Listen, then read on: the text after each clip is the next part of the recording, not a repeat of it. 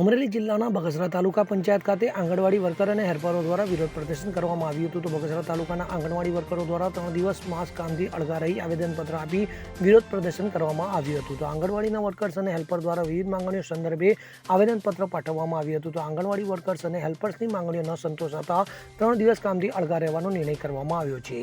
સરકાર દ્વારા અલગ અલગ એપ્લિકેશનથી કામનો બોજ વધતા આવેદનપત્ર આપી રજૂઆત કરી બેનર સાથે સૂત્રોચ્ચાર કરી વિરોધ પ્રદર્શન કરાયું હતું. તો હકની માંગણીઓ સાથે વર્કર્સ અને હેલ્પર બહેનોએ સરકાર સમક્ષ આશાઓ વ્યક્ત કરી છે.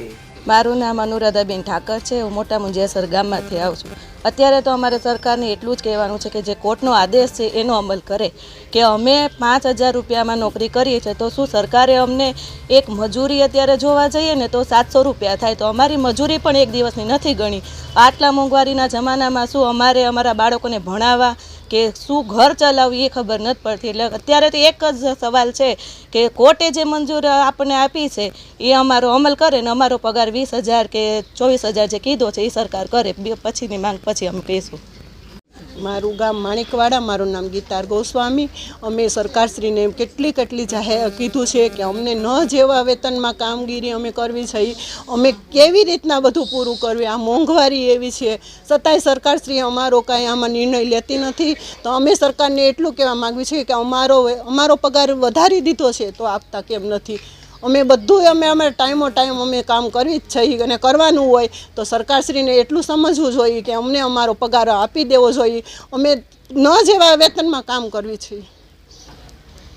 અમે જો નાસ્તા બનાવી છીએ, 3 નાસ્તા આપી છીએ બાળકોને, સાફ સફાઈ કરવાનું એ બધું અમારે આવે છે એટલે અમે કરવી છે. પણ એ અમારું કામ કરવા છતાંય અમને કાંઈ પગાર આપતા નથી સરકારશ્રીને સમજવું જોઈએ કે આવું બધું બેનો. અને અમારે કેટલું અમારો ટાઈમ અમે એટલો પૂરો ભરવી છે તો છતાંય શ્રી અમને કામ કરાવે છે તો અમને પગાર કેમ નથી આપતા. અમને પગાર કહેતાંય કોકને શરમ થાય છે કે અમારો એટલો પગાર છે આટલા ટાઈમમાં.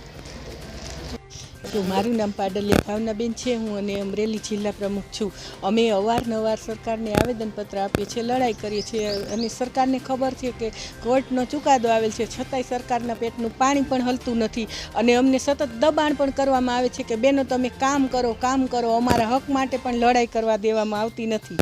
અને 3 દિવસ અમે 10 દિવસથી 5 માર્ચથી અમે ઓનલાઈન કામગીરી કરી તો સરકારને ઓહાપો થયો તો અમારા અધિકારીઓને દબાણ કરાવે છે કે તમે બેનો પાસે કામ લ્યો.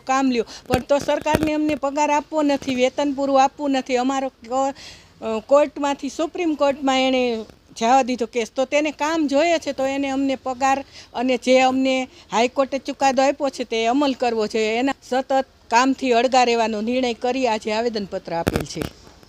સરકારશ્રી દ્વારા સતત ઓનલાઈન નવી એપ્લિકેશનો આવે છે. રોજ એક નવી એપ્લિકેશન હોય અને કોઈ ટાઈમ જ નથી હોતો. ગમે ત્યારે એમ કહે છે કે આ એપ્લિકેશનમાં કામ કરો. અશક્ય હોય છતાંય પણ એમ કે આ એપ્લિકેશનમાં કરો. સરકારની એપ્લિકેશન એટલી ખરાબ છે કે એક પણ એપ્લિકેશન ચાલતી નથી બરાબર. છતાંય અમને દબાણ કરવામાં આવે છે કે તમે આ એપ્લિકેશનમાં કામ કેમ નથી કરતા, આ એપ્લિકેશનમાં કામ કરો. એક તો અમારી પાસે મોબાઈલ નથી તો સરકારને ખબર જ છે. 2022થી અમે મોબાઈલની માંગણી કરતા આવીએ છીએ. આજના દિવસ સુધી અમને મોબાઈલ મળેલ નથી અને છતાંય પણ અમારી પાસે કામગીરી લેવી છે સરકારની. અશોક મનોહર સાથે CN24 ન્યૂઝ અમરેલી. હવે જુઓ દેશ દુનિયાની તમામ ખબરો તમારી આંગળીના ટેરવે. ઉઠાવો મોબાઈલ અને Google Play Store પરથી ડાઉનલોડ કરો અમારી CN24 ન્યૂઝ મોબાઈલ એપ.